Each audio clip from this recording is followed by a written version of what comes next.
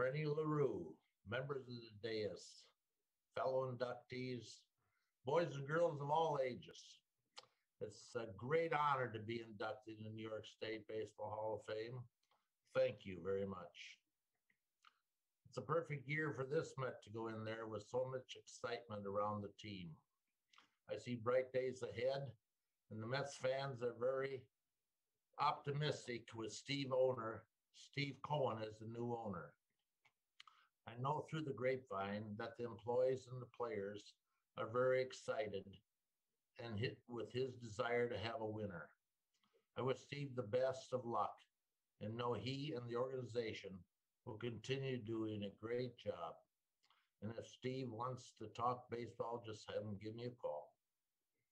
It's wonderful to be in this induction class, which includes Carl Erskine. Hi, Carl.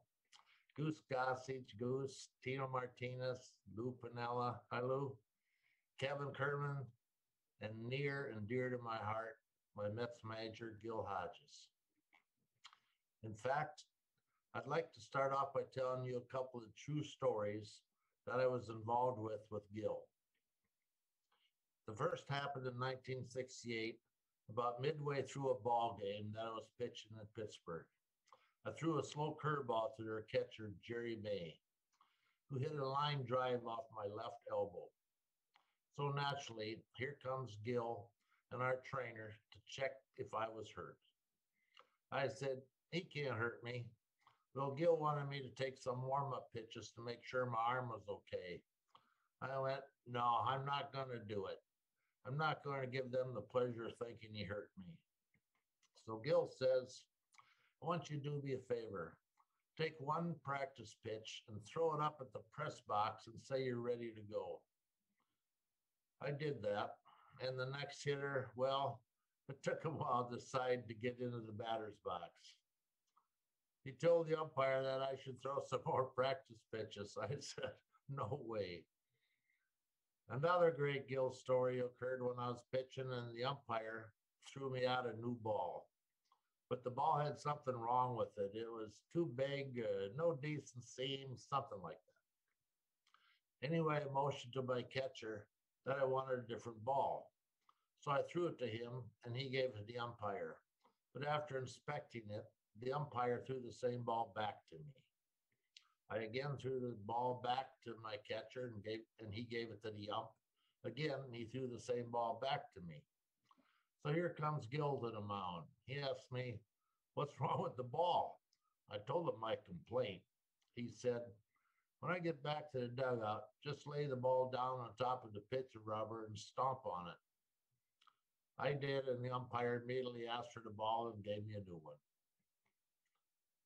Gil had some instant thoughts that came to him in baseball that were very beneficial to all of us through the years.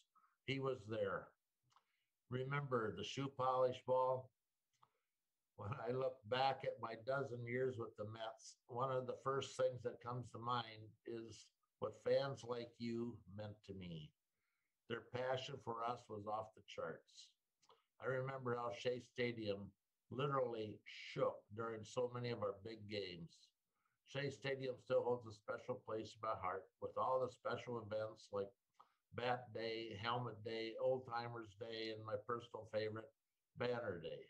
You would see the darndest, most creative banners on those days.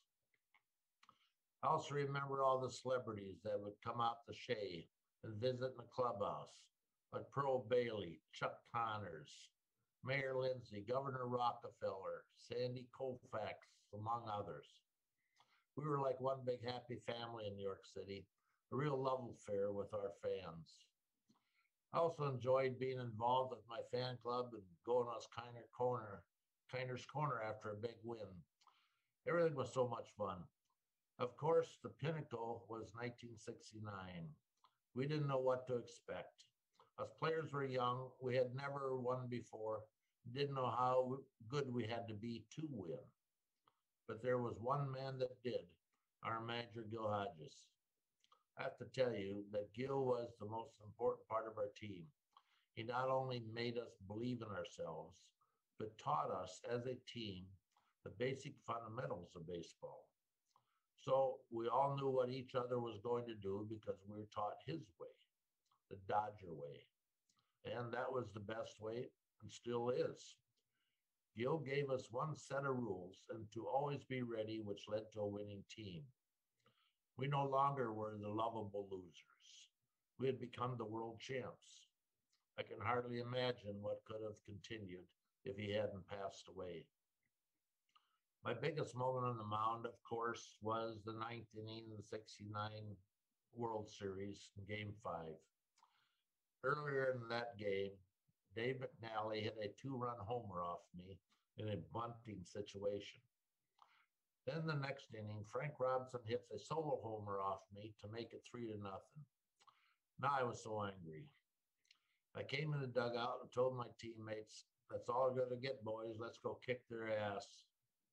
From that point on, I pitched with more aggression and intimidation, and I think our team may have fed off that somewhat.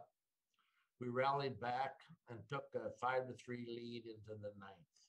The crowd was so loud you couldn't hear yourself think. The ushers and the police were all down in the first row to keep the fans from jumping out on the field. I did everything I could to keep my concentration and close out the game. You didn't want the Orioles to come back and tie it, or worse, win the game, and then we have to go back to Baltimore. I thought to myself, it's all right there for you to take. Don't screw this up. I threw a couple of curveballs in my warm-up pitches in the ninth and couldn't get them over. I was just so excited. The adrenaline was flowing and I was losing that fine concentration of how to handle my mechanics. So I just said to myself, the heck with it. There's not much time left to try to figure this out. Forget the curveball. I've got a fastball and slider, right? So the last inning was mainly all fastballs. I threw them as hard as I could. And when Davy Johnson flew out to Cleon for the final out, there was nothing left in the bucket. I gave it all I had, and we were world champs. What I also miss is the camaraderie and brotherhood I had with my Mets teammates.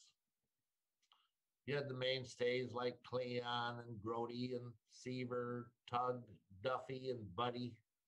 We had Nolan Ryan for a while, but I wish it could have been longer. He developed into, well, pretty good pitcher, wouldn't you say?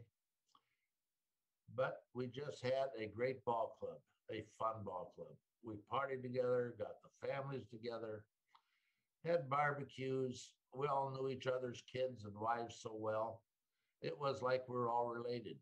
We were very close and we knew everyone's ins and outs and their personalities. I think about the little things with different players that made them happy or sad. But together, we all had one thing in mind, and that was to win. And we all helped each other out however we could achieve that goal. Our other pennant in 1973 was completely different than in 69. We had injuries all season and never really had that solid 8 regular guys out there every game. But it seemed like nobody wanted to win in our division. It ultimately, we clinched on the last day of the season in Chicago with 82 victories. Then we go into the playoffs against the Reds as real underdogs, even more so than we were in 69.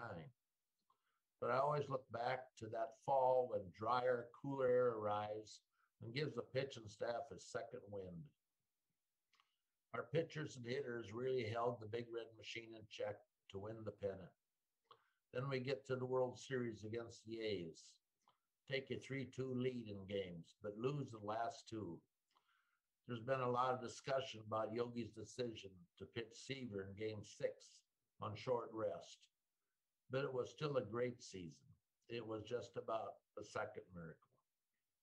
I truly consider myself blessed to have played in baseball's greatest era, the mid-60s through the mid-80s.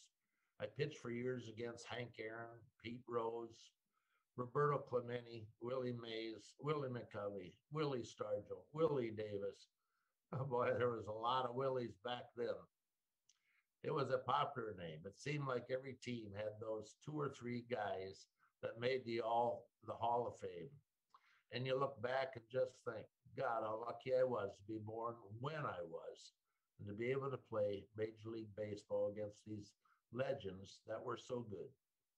It was quite an honor just to have had that opportunity.